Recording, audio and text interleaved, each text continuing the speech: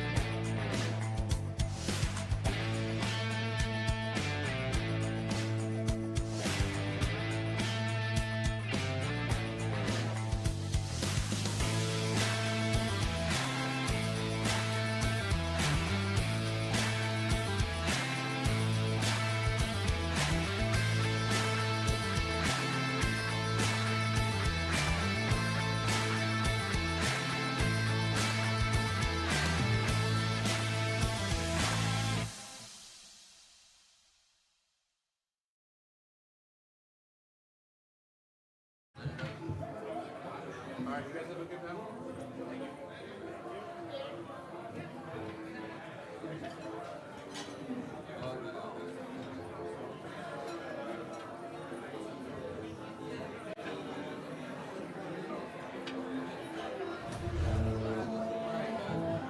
It'll take about 2-3 minutes Sure. to do these, and then it's all yours. Yep.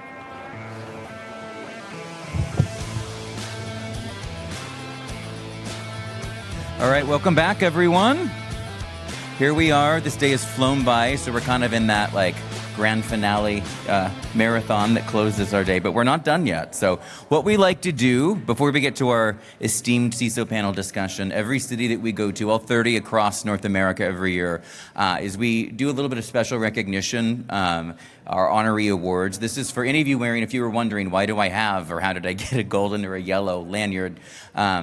We do, it's a combination of internal polling, sometimes anonymous nominations from local peers, people that have outsized or above board contributions to cybersecurity locally. So for those of you wearing yellow, somebody wanted to recognize you. So cheers to you. As I call it, we have a little token of our esteem here at FutureCon, little certificate and a little, there's a little note and a gift in there on our behalf. So as I call your name, we come on up. We will make sure that you get this handed off to before then I hand it off to our panel. So with that, first up, do we have Anissa Truitt from the Democratic National Committee, IT Director.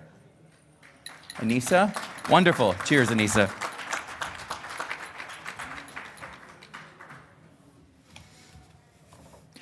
Anna Parkinson from MasterCard, Software Engineer. Congratulations, Anna. Brandon Armstrong from Clarity Media Group, Compliance Manager. All right.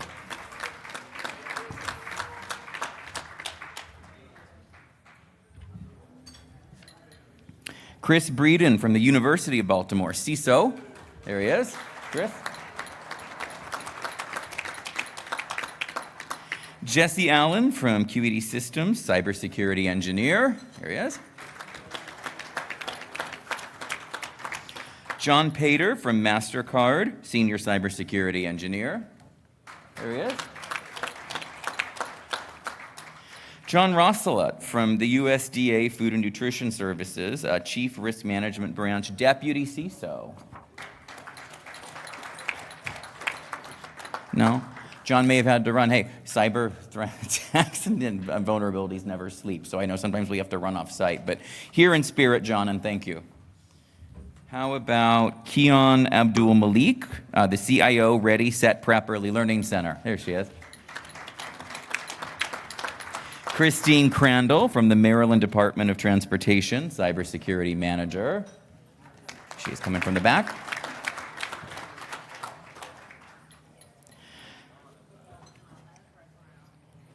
Laura Matson from the University of Maryland, Baltimore County, Associate Director of Digital Trust.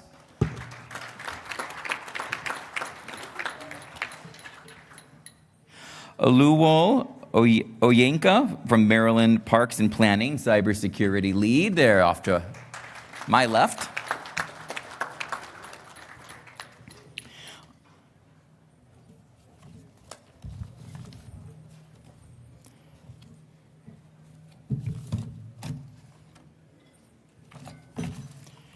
Rachel Cleary, Collins Aerospace, an RTX company, Cybersecurity Engineer.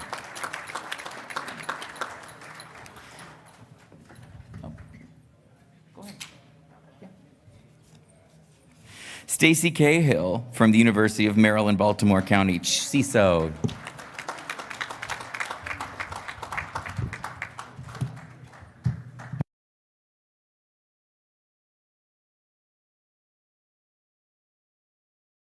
Thanks, Lorenzo. We have a good time. Roy Luongo, our brilliant keynote speaker from earlier today. I'm not sure if Roy is still here, but again, CISO for the U.S. Secret Service. I'm not sure if Roy is still here with us, but he deserves another round of applause for a great keynote session. So thank you, Roy. I think that then brings me to our esteemed panel that's here with me on stage already. So we want to make sure to also recognize them and their contribution. So we have Chris Houseknecht, Comptroller of Maryland, CISO.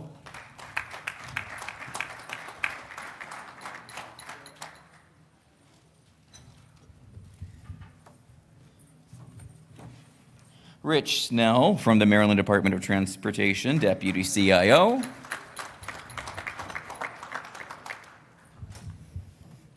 Christopher Carter from V2X Inc., CISO.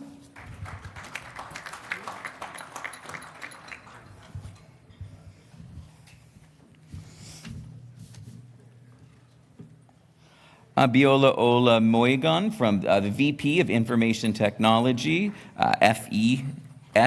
PHEAA. Woof. I almost said Phoenix. It looked, yeah. And I think everyone knows this gentleman, our moderator for today's panel, and what I call the mayor of Baltimore, mayor of DMV, Nish Majmudar, the BlueCross BlueShield Association, head of cybersecurity architecture and engineering. All right, so this is Nish's show with his fellow panelists, so I'm going to leave you in the best hands for this next hour of our CISO panel, Securing the Future, CISO Insights and Industry Leaders about to discuss current cyber threats and strategic defense practices. A big round of applause as they start their session.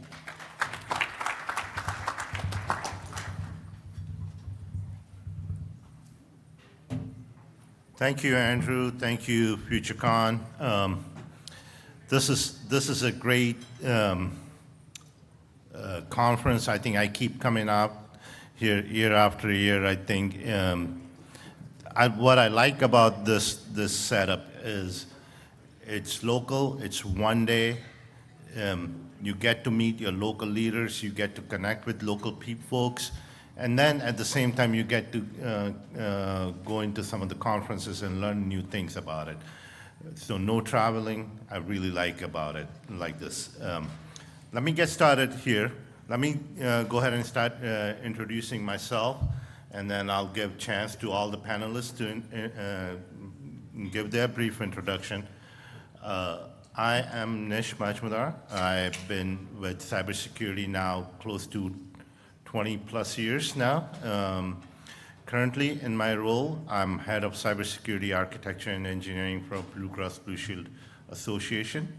Prior to that, I was a CISO at a company called Mathematica Policy Research.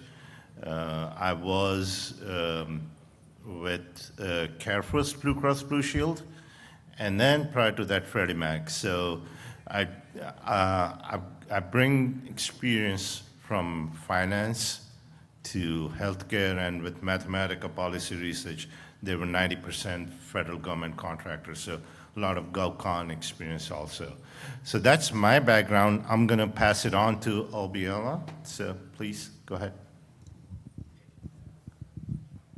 Abiola Olamoyegun. I'm currently the Vice President for Information Security Internal Audit for the Pennsylvania Higher Education Administration Agency out in Harrisburg, Pennsylvania. I as well have been in the security space for the last 25 years. Started off in identity and access management as an architect back when in Ohio. Moved out to the Maryland area and have worked in the financial services and healthcare from T. Rowe Price, moving from T. Rowe Price to CareFirst, BlueCross, BlueShield, and going off to Deloitte, making my way back to the healthcare industry in CareFirst, BlueCross, BlueShield, and now ending up back in PHEAA in financial services. Thank you.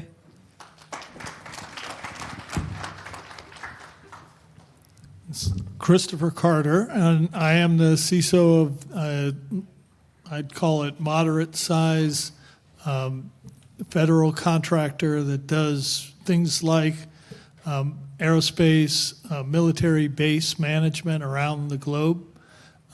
And with aerospace, it includes things like refurbishing highly sensitive equipment. And so we do that both at secure facilities here, but also around the globe. And every once in a while we're in the news, which makes us a target, like a new attack vehicle in Ukraine recently, and it had our name pasted on the side of the vehicle saying, "Look who's supporting Ukraine." So then the cyber attacks start. So it's one of those things that your exposure makes a big difference. My background is all the way back to '98 when I started working for Lockheed Martin, and been in various places with SAIC, SRA, and now V2X, which is a merger of a couple of aerospace companies.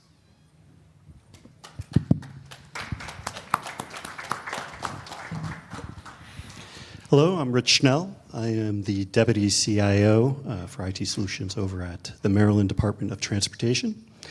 Much of my background has been in aerospace defense. I guess that's aerospace war now. But a lot of background as well from started out in the finance and consulting industry. And I'm looking forward to be partaking here in this panel with all my distinguished fellows up here. Good afternoon. I'm Chris Houseknecht. I'm the Chief Information Security Officer for the Comptroller of Maryland. I've been in cyberspace for over 30 years now, I think. Started out in the Air Force, did 20 years as a cybercrime investigator. Moved on to DISA, Cyber Command, a number of different agencies over at the fort. Then I moved over to Fed. I was with GSA for 4 or 5 years, and then moved private sector for a couple years. Loved the government, I guess, so I came back to the state side for back in his role. So, thank you. Thank you.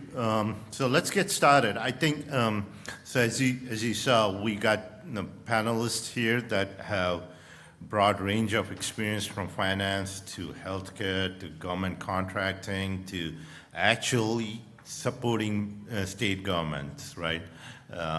So I do expect a lot of questions here. I'm going to try to make it as interactive as possible. Request from organizers, who's passing on the mic. I'm going to be requesting folks to ask questions, so feel free to ask questions as we move along from one topic to other topic. I'll go ahead and start with one topic that's pretty close to me as I juggle my responsibilities on a daily basis. And I'm going to start with you, Abiola. Is how do CISOs or leaders, right, communicate cybersecurity risk in terms of revenue, continuity, or mission project to other leaders, right? As a leader, we are always facing challenges.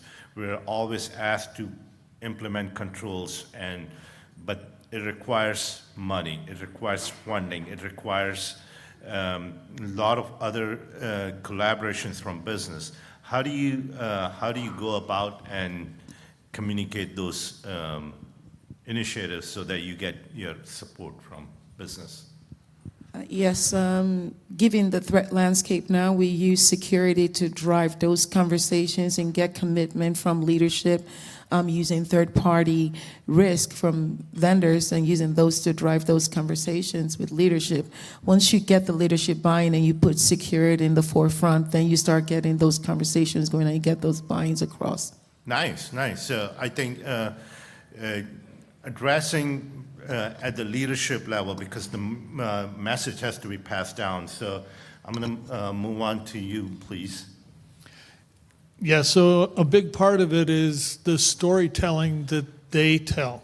Listen to the stories they tell when they do their briefs, like to the industry, and listen to how they tell their story and tell the story back to them and link it to what happens if their story no longer rings true because they didn't invest in cyber and they let something happen that undermines delivery to the customer. My CEO is often saying we need to be able to pay our bills, pay our people, and get paid.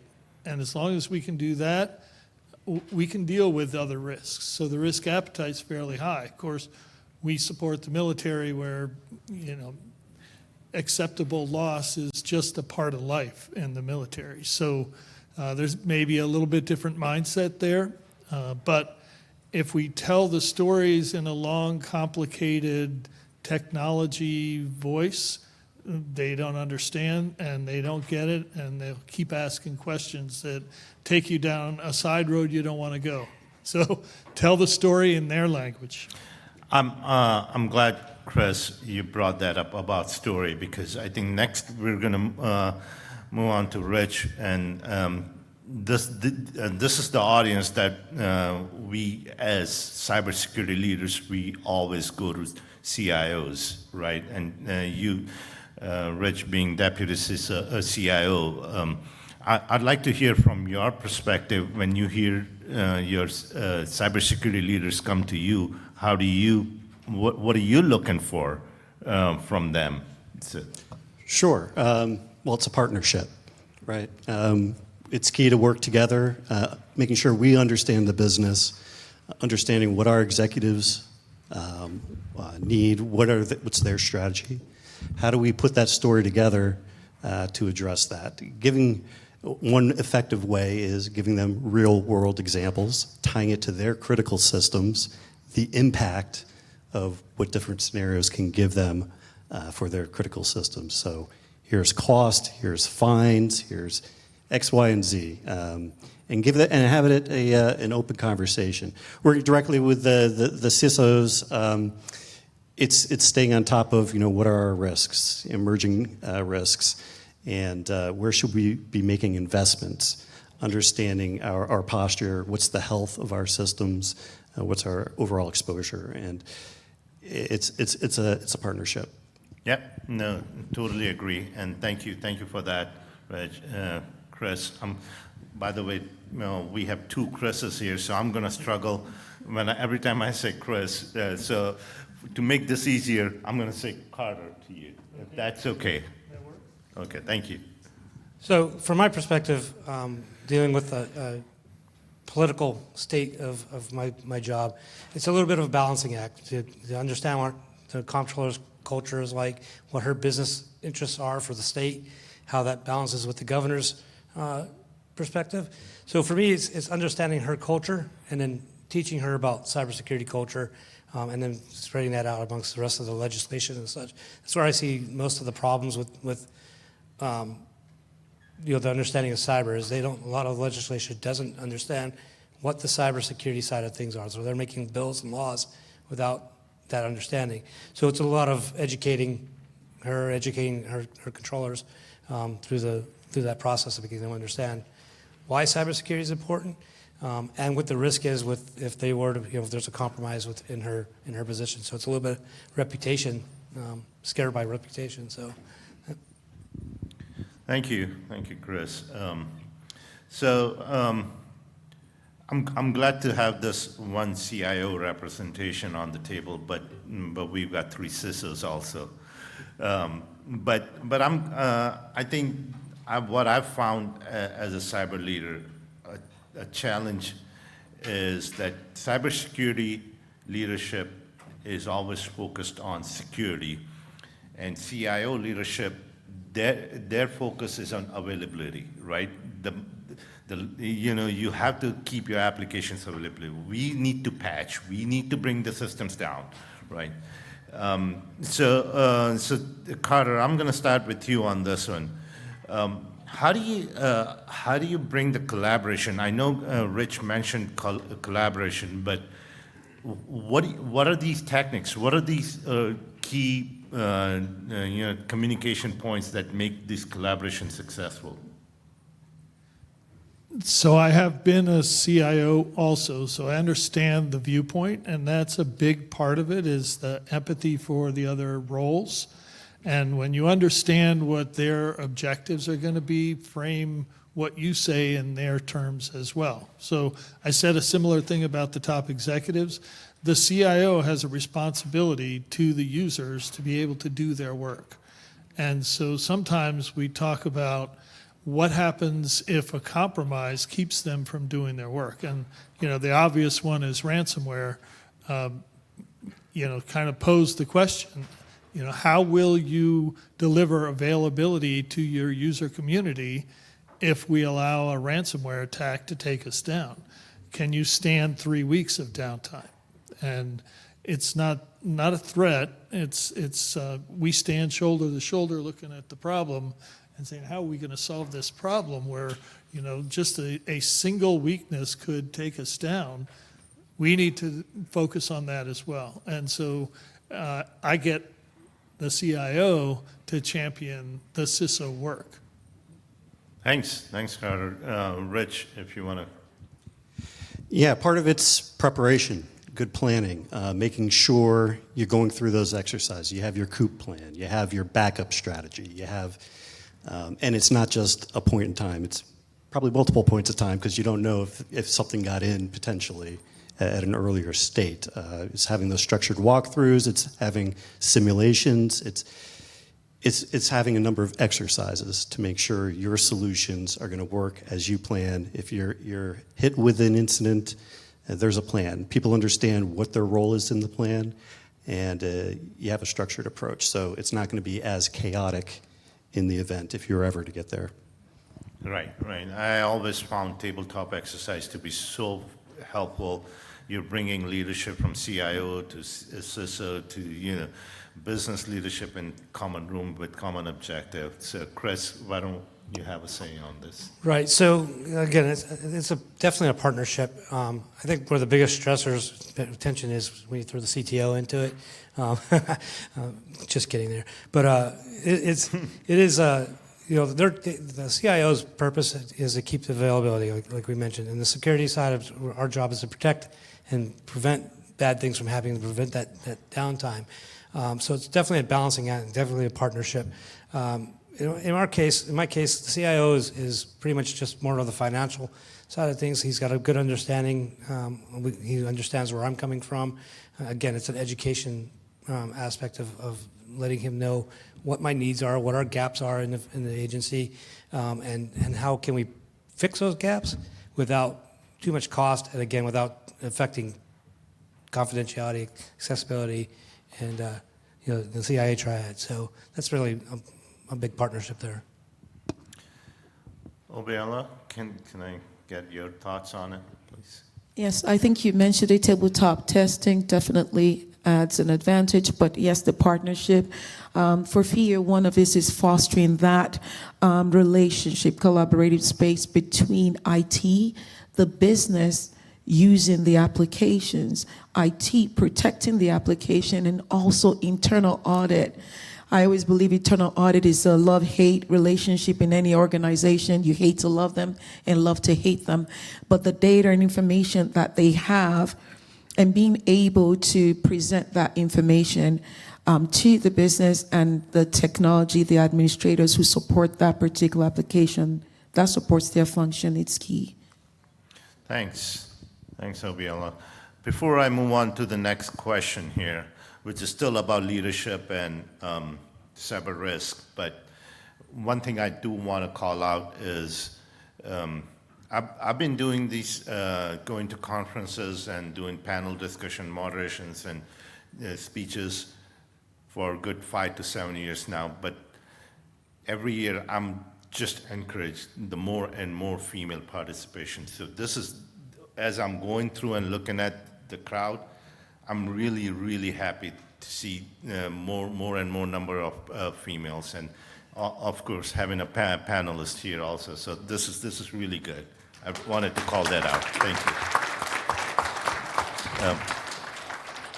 So moving on to the next question here, Rich, I'm going to start with you. Is we whether it's CIO, whether it's CISO, CTO, you name it, any IT or cybersecurity leadership comes with a lot of stress, a lot of psychological and stress, especially in CISO role and cybersecurity when you have dealing with ongoing incident, right? How do you balance that? How do you maintain your stress level? How do you maintain the psychological? And also make sure from the leaders that if you're not stressed, your team is not getting stressed out, right? How do you maintain that balance? Yeah, you touched upon it. Where's that psychological safety, right? How are we fostering that? And how are we empowering our staff to do the work they need to do? Some of that's based off of having clear expectations, having policies, procedures, going through those exercises so everybody's comfortable in the event. I've done this before. I've walked through it. I've gone through simulations. It's avoiding the finger pointing. We're all into this together. The CISO, the CIO, the rest of the business. We're all interested in protecting the company and making sure business continuity is there. So there are going to be lessons learned. Of course, we're going to have continuous improvement, but it's really about letting people know mistakes happen, and we can deal with them. But we're going to do that in a constructive way, and we're not going to focus on blame. We're going to focus on how do we improve. Okay. Yeah. Thanks. And Chris, from your point of view, you represent Comptroller of Maryland, all the Maryland, Texas, and I can't imagine having you going through an incident and having trying to communicate to the Maryland community. So I'd like to hear from you. Yeah, thanks. Therapy is why lots of thoughts of therapy. Yeah, happy hour at the bars. No, no. I've been doing incident response and for 30 years. So it's what I've learned from that is being the calm in the chaos. The practicing. The worst time to prepare for an incident is during an incident. So, but again, being that calm in the chaos, and that results down both ways and up. When there's an incident, your senior leadership, the CEO, CIOs, sometimes they're spinning up. They're not sure what the threat is, what all the exposure is, and it's my job, or our security's job, to kind of back them down a little bit and say, okay, let's take a controlled look at this. Let's not freak out just yet, and move on from there. And then the other side of that is, once you're done, is that after action. Learning the mistakes that we made. It's never going to be perfect, no matter how good your plans are, however many times you're exposed to it. There's always something new to learn. So I bring the teams in and get them involved in that.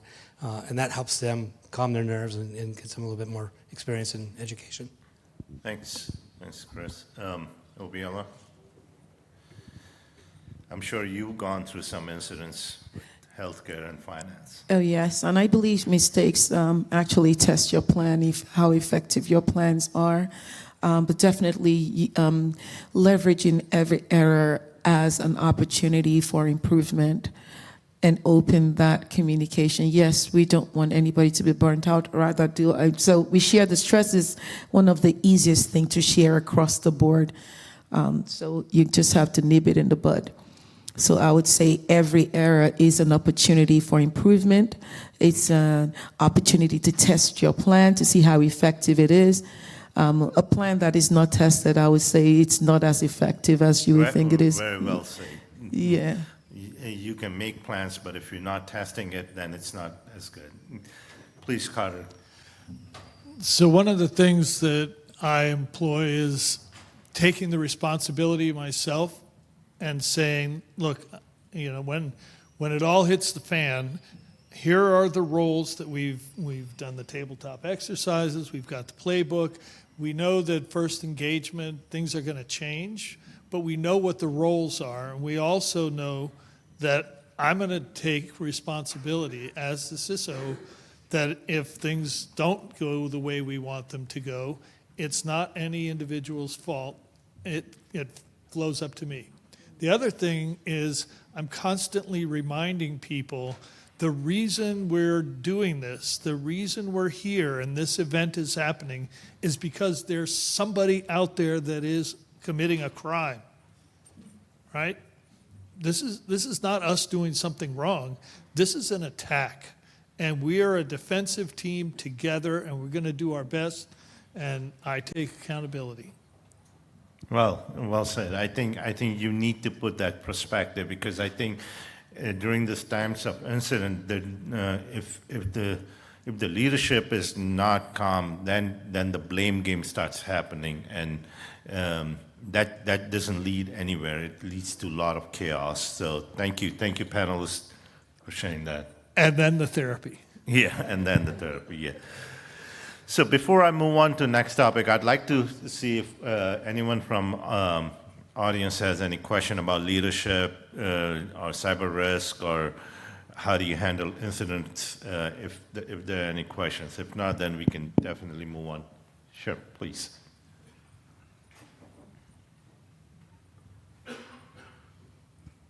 Thank you very much. So all of you have decades of experience under your belt, managing technology and managing risk and managing the layer 8, right? The human risk factor that dominates us.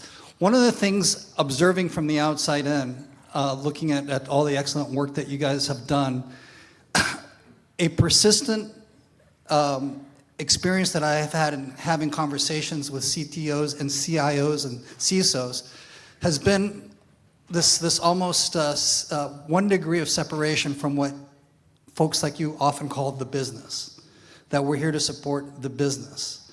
And the way that manifests itself sometimes in a not positive way, in a negative way, is patch management. So Dark Reading, for instance, recently reported that the mean time to addressing a patch is often more than 2 months. And someone today earlier mentioned that it can be up to an entire year if it's a mission critical application, and people fear that patching it would bring it down. So my question is, have we gotten to the point where you truly feel that as CISOs and CIOs and officers of the company that take responsibility, in your case you take personal responsibility for things that go bump in the dark, if you don't have partners on the business side, do you feel like you actually have a seat at the table? And is it a shared responsibility with the folks that own the dollars and cents, the P&L, and not just the bits and bytes and the risk? Do you have a voice in that discussion? That's a good question. Does anyone have an answer on that? I can speak also, but I'll let the panelists speak to it.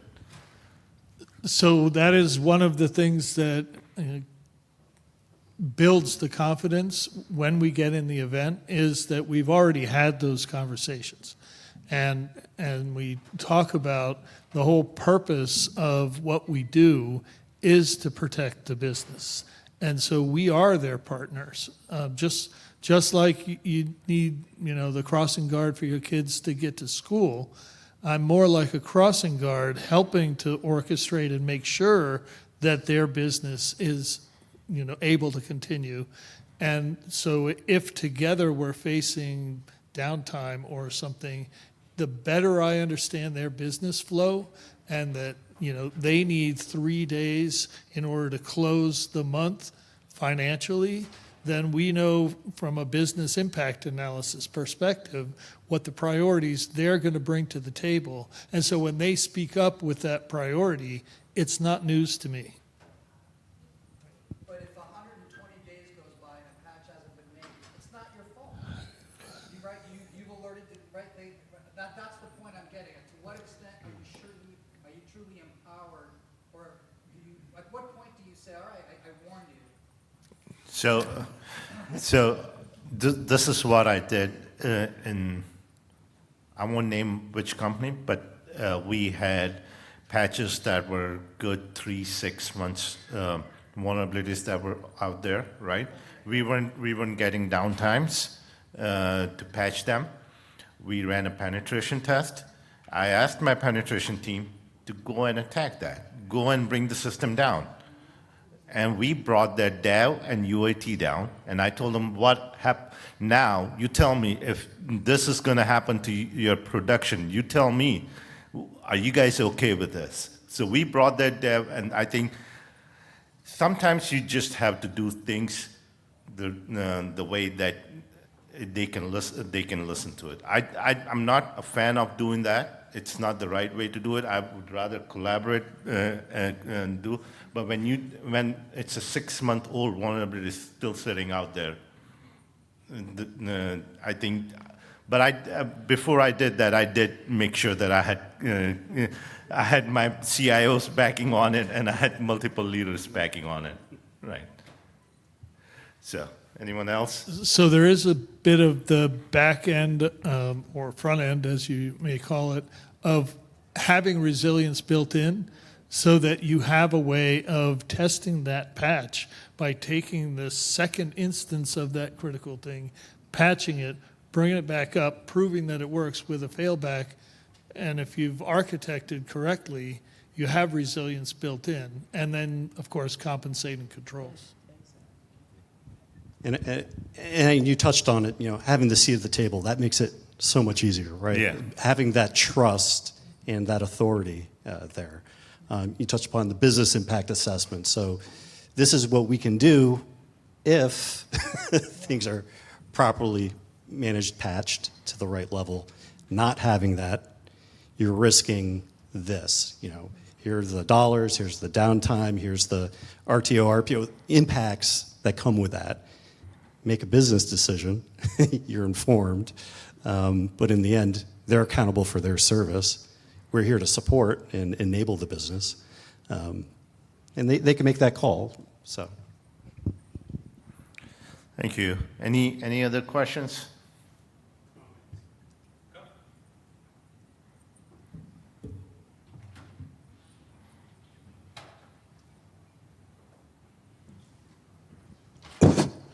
as part of your role as a CIO of a company, you have to make sure you pressure your leadership to approve a dev environment for you to have a semi-replica of your production environment, which will be your test bed, that you can test any new patches over time. And once you are satisfied, you know, irrespective of what promises that may have been made by the quote-unquote, experts, the developer. We all heard of.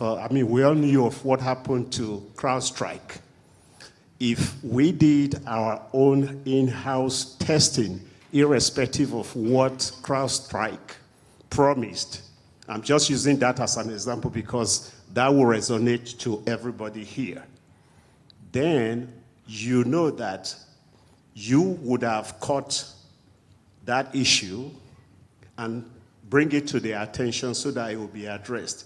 But they rushed to conclusion and pushed it and crashed the whole world. So again, to piggyback on what somebody said over there, I think if you can get resources to have the environment where you test, then you can, reduce that downtime because you're absolutely sure that it's not going to bring down your system because you have tested it in your test bed. Thank you. Good. Yes. Good point.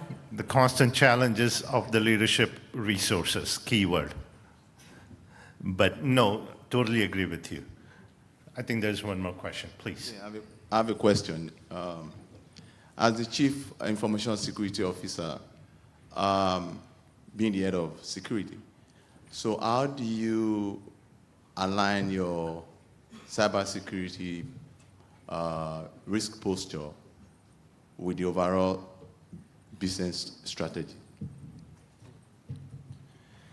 So hold on to that question. I think the next question I'm going is about that, but that's a very good question, right? And we'll start with that question, and we'll start with. I think the next question goes to Chris, to you. So if you do remember that question, go ahead and answer that. If not, we can rephrase it. So if I heard it correctly, how do we balance risk posture and security? So risk posture is, again, understanding the vulnerabilities, understanding what that risk is, and then interpreting that risk to leadership so that they, and then putting that cybersecurity spin on that so they understand, your leadership understands how that relates. And then assigning them some, showing them what the risk is, or explaining to them how that risk is negative or positive, depending on how it rolls, and what the benefits are to either lessen that risk or accept that risk. So I think that's the primary, is understanding how those two coexist together. So I think that's a big part of it. Yeah, so I think, Abiola, before you answer that, I'm going to twist the question a little bit, right? How do you collect those risks and how do you put it into a matrix format, right? How do you put it in a data format that you represent to your leadership, whether it's your board or whether it's your CIO or whether it's your CEO? How do you, and especially to non-technical folks, because these risks that you're communicating, they start with technical, but you want to be communicating to non-technical folks, right? So how do you go about it? So implementing a risk management, a risk register, thank you, risk register and a risk management framework, understanding your residual risk, and so what we did was we have at PHEAA, we have an internal algorithm where we have defined what our residual risk are as our inherent risk and attach a score to those risks and being able to communicate that and understanding the business processes also. We understand the business processes to our business partner and at the back end, our technology who support those critical business functions. So one thing we do is we capture our residual risk and inherent risk on the business side, also on the technology side, and giving the business the proper understanding, the adequate resources and information that they need to understand the risk that exists on their end. So having the collaboration between IT and our business, we're able to communicate up. Okay, good. And Carter, since you've been CIO also, Abiola mentioned about that collaboration with IT. Can you go into detail about what are these type of metrics that from CIO point of view you're looking at that helps drive this risk, right? Yeah, so just to start with, I don't think I've ever said CVSS score to any of the executives. That's not the kind of language that we use when we talk. What we do talk about is sort of which are the high value assets, back to the business impact analysis and saying things along the lines of, the risk posture of this system, which provides this business service, is low, moderate, or high. That's about as far as I get in that level of detail. But when I'm talking to the CIO, and by the way, in our organization, I'm the authorizing official. Unlike under FISMA, the authorizing official is the CIO. And so for him to have his systems operational on behalf of the business, he's the system owner, and I'm the authorizing official. And so as we talk through the residual risk and the risk register, I have that kind of power, if you will, to say, this is the acceptable risk level, and I describe it in those terms of the business and not CVSS scores or number of vulnerabilities. I mean, we just don't even talk about it that way. So it becomes then his business as, I'm talking to the CIO's business as supporting the rest of the business. And by taking that risk ATO, authorizing official, out of his bucket, he can now focus on the business and sort of blame me, right? Which gets him off the hook. Yeah. I mean, again, what that means, though, is that accountability is coming back to me. Yeah. I'm the one that authorized the system to work with that residual risk and to be on the network. But Yeah. that's just part and parcel to the authorizing official, whoever you are. Yeah. Rich, please go ahead. Yeah, so I might take it back to the business impact assessment and making sure we're including the business and IT and having prioritization agreed upon in terms of here's what we believe this impact is. That's critical because that helps inform future decisions. But going back to the risk register, making sure you have objective criteria that's consistent, how you're measuring risk. You have impact, you have urgency, you have X, Y, and Z. So, and you want to have an owner of that risk. Of course. And that's not necessarily out of cybersecurity. You also want a partnership out of that risk register. It's not just cybersecurity's role. There are many other functions within IT. Your infrastructure group, key to that, application services. They have a role in that, so make sure they're engaged as well. We're not all doing this stovepipe thing, so we should all be partnering in this together. I'm glad you brought out the risk ownership because that is one way that of course I don't know your name, but gentleman's question, right? How do you make people accountable? Because that's how, if you have the risk on to the right business leader, they have their neck in the game, right, at that point. So thank you for bringing that out. I'm gonna move to a topic that I think I haven't been here the whole day. I came late, but I can guarantee you that 80 to 90% of the conference speakers had this buzzword of AI in their presentation, right? So we've got 10 minutes left, around 10 minutes left, and we cannot end this panel without talking about AI. So I'm going to move on to some AI topics. So Abiola, I'm going to start with you. What Gen AI policies have you implemented, and what has worked and what has not worked so far in your policies and procedures so far? So unfortunately, we just got our policy approved last week. Good. So, yes, it is progress. We spent the last 7 months going back and forth, and I think we have the first draft of the approved policies. We're yet to implement any of those policies. Well, let me take that back.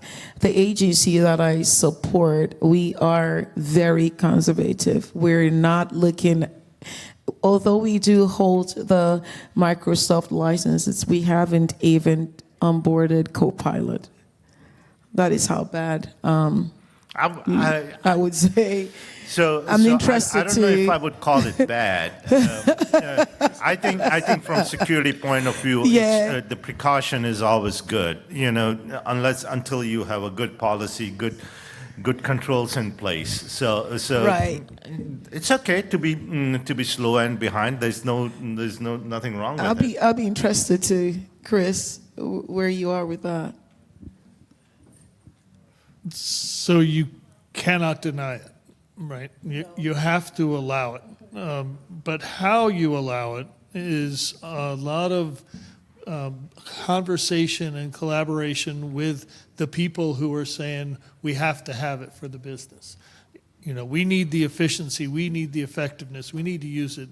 And so what we've done, instead of starting with the policy, we started with collaborating on use cases and developing use cases and saying, how does this use case compromise security versus the business? It's all a risk decision, again, that says if the business is going to make strides forward in doing things better by using AI, then we need to find a way to be enablers.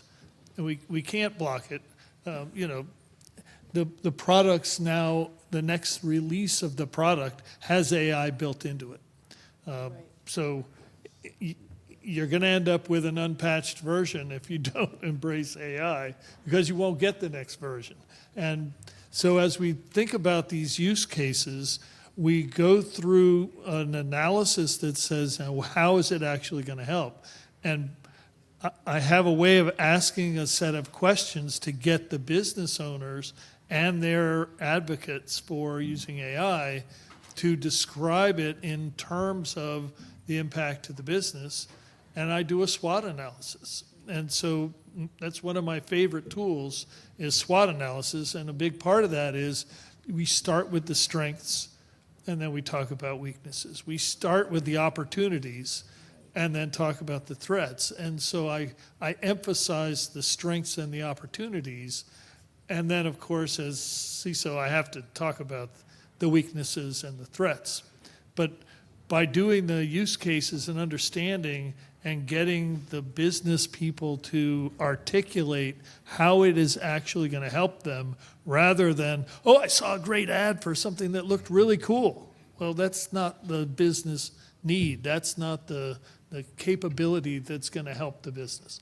They need to actually be able to articulate it, and I help them articulate it into a requirement statement that actually works for all of us.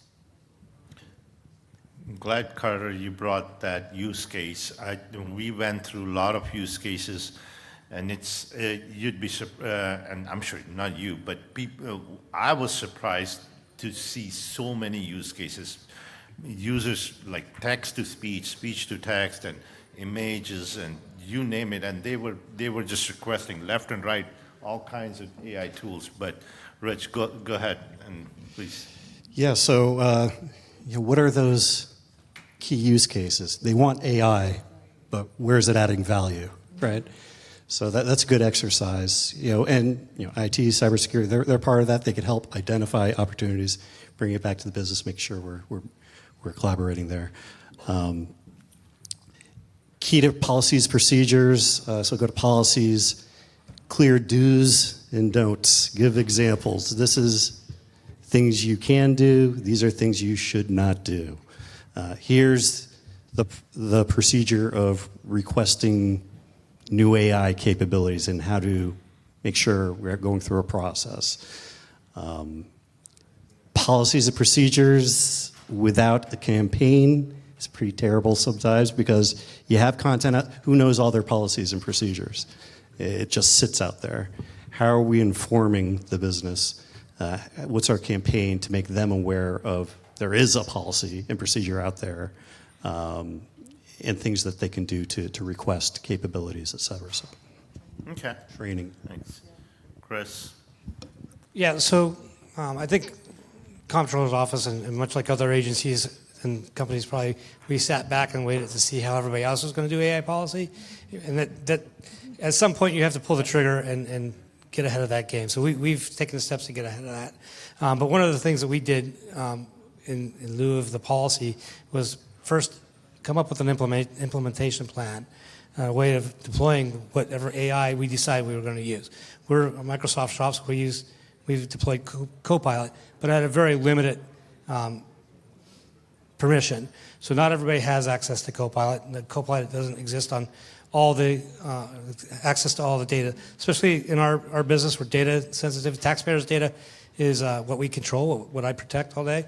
I don't need Claude or ChatGPT, or our users or our employees putting that information into those type of LLMs. So we've put guidelines in place. We put guardrails in place at the perimeter and internally to prevent that. So they have AI, they have access to it, but they don't really have much use with it. And then at the other side of that is the business use case aspect. We're getting pushed down from all aspects of leadership and from the bottom up for wanting to use AI in whatever sense that they can think of to make their jobs easier. And we have to evaluate and vet those platforms consistently and understanding how the data impacts that AI system. So that's that's what we've done with it, so to get ahead of it. Yeah, Chris, while you have the mic, let's go through a quick round here for the last question, and then I'll open it up for the crowd.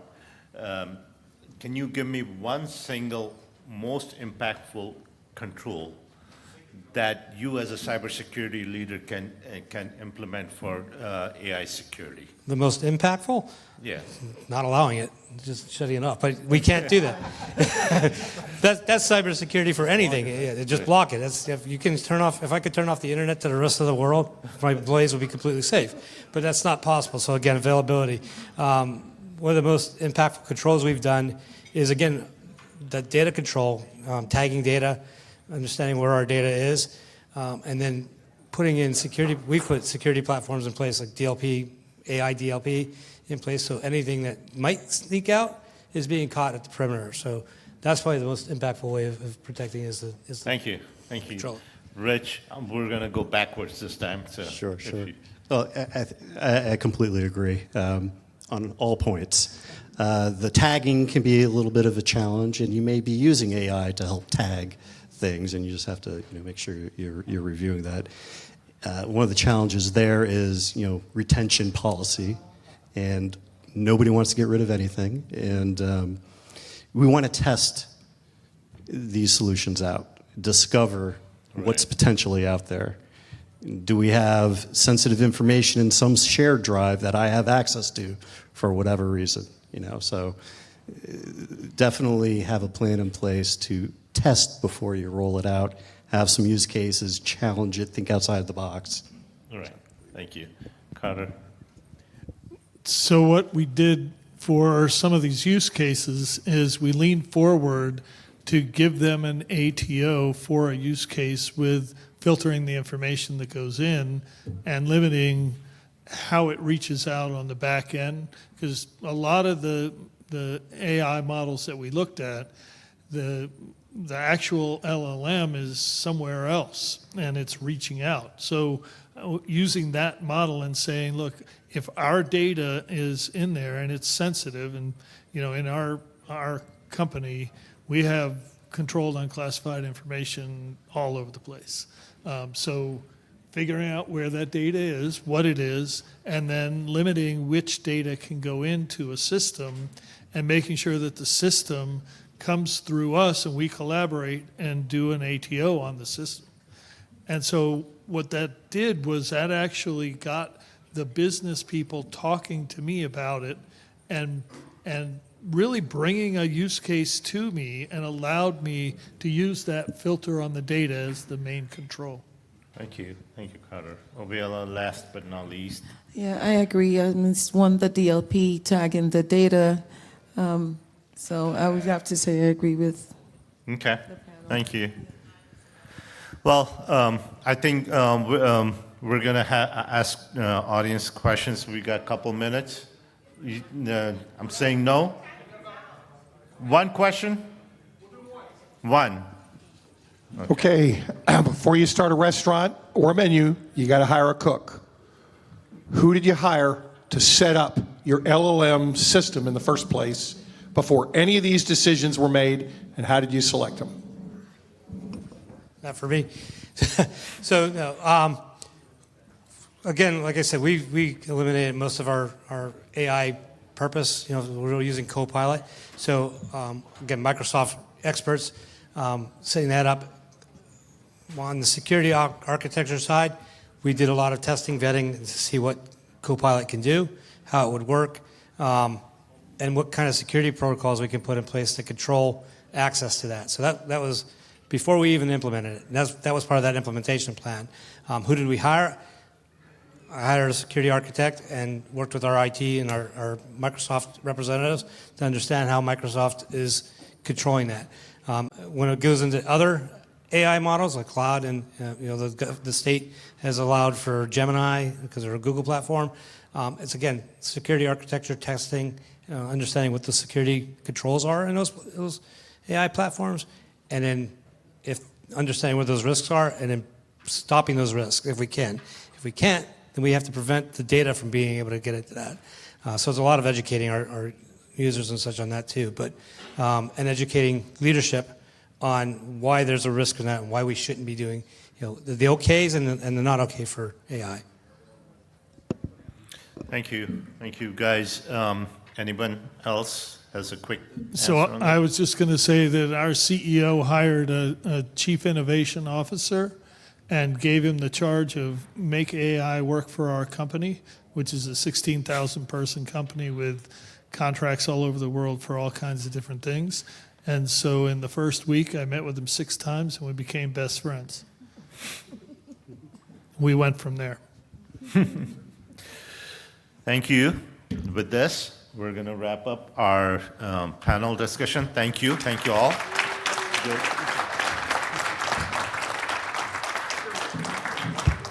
I know you guys probably realize this, but